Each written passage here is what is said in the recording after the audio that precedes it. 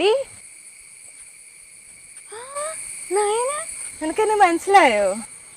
ആ മനസ്സിലായി. നീ എന്താ ഇവിടെ നിൽക്കുന്നേ? എൻ്റെ ഹസ്ബൻഡ് ഇപ്പോൾ വരും. നീ എന്താ ഇവിടെ? ആണോ? ഞാനും എൻ്റെ ഹസ്ബൻഡിനെ കാത്തു നിൽക്കുക. ഒരുപാട് നാളായി നിന്നെ കണ്ടിട്ട്. നിനക്ക് എന്ത് മാറ്റാ? ആ, എനിക്ക് കുറേ മാറ്റങ്ങളൊക്കെ വന്നിട്ടുണ്ട്. പക്ഷെ നിനക്കൊരു മാറ്റമില്ലല്ലോ, നീ പഴയതുപോലെ തന്നെ ഉണ്ട്. നിന്റെ ഹസ്ബൻഡ് എങ്ങനെയാണ് വരുന്നത്? കാറിനാണോ വരുന്നത്? അല്ല, ബൈക്കിലാ. ചേട്ടന് കുറച്ച് കൃഷിയുടെ പരിപാടിയൊക്കെ ഉണ്ട്. അതാണ് മൊത്തത്തിൽ ഇവിടെ ഒരു ചെളിയുടെ മണം. ചേട്ടന് കൃഷി ഭയങ്കര ഇഷ്ടമാണ്, അതുകൊണ്ടാ. ഇഷ്ടമല്ലെങ്കിലും ചെയ്തല്ലേ പറ്റൂ, ക്യാഷ് വേണ്ട ജീവിക്കാൻ. അല്ല, നയനയുടെ ഹസ്ബൻഡ് എന്ത് ചെയ്യുന്നു?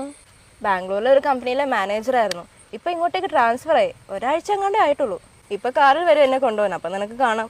ആ, നമ്മുടെ കൂടെ പഠിച്ച ആരെങ്കിലും കാണാറുണ്ടോ? എന്തിനു കാണണം?